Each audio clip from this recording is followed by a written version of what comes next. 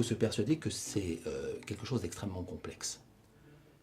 Premièrement, quand on procède à une observation d'une situation de travail, il faut bien imaginer que tout n'est pas contenu dans ce qui est observable.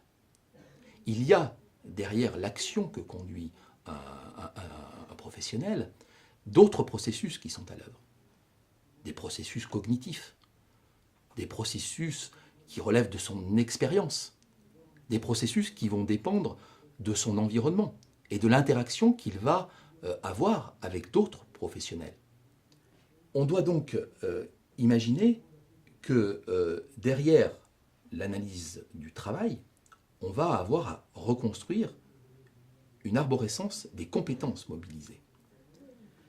Réduire la question de la compétence à une sorte de combinatoire entre des savoirs, des savoir-faire et des savoir-être me semble un peu réducteur.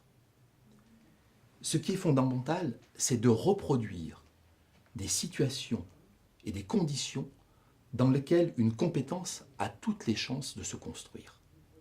Et c'est là probablement que, personnellement, je rejoins beaucoup plus l'approche proposée par Le Boterf lorsqu'il dit qu'une compétence se construit par rapport à 3 dominantes.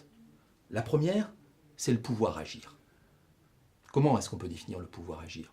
Le pouvoir agir, c'est la prise en compte des conditions organisationnelles d'un poste de travail.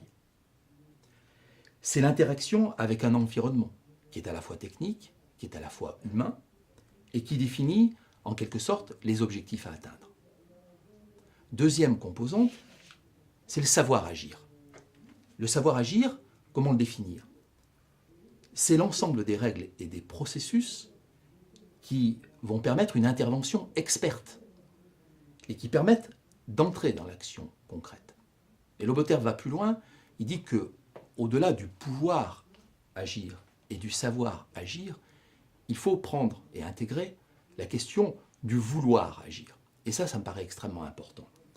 C'est-à-dire, c'est l'intérêt que l'on porte aux motivations du salarié, à savoir agir et à pouvoir agir. C'est son intégration dans une trajectoire professionnelle, dans un collectif de travail, son implication dans une organisation.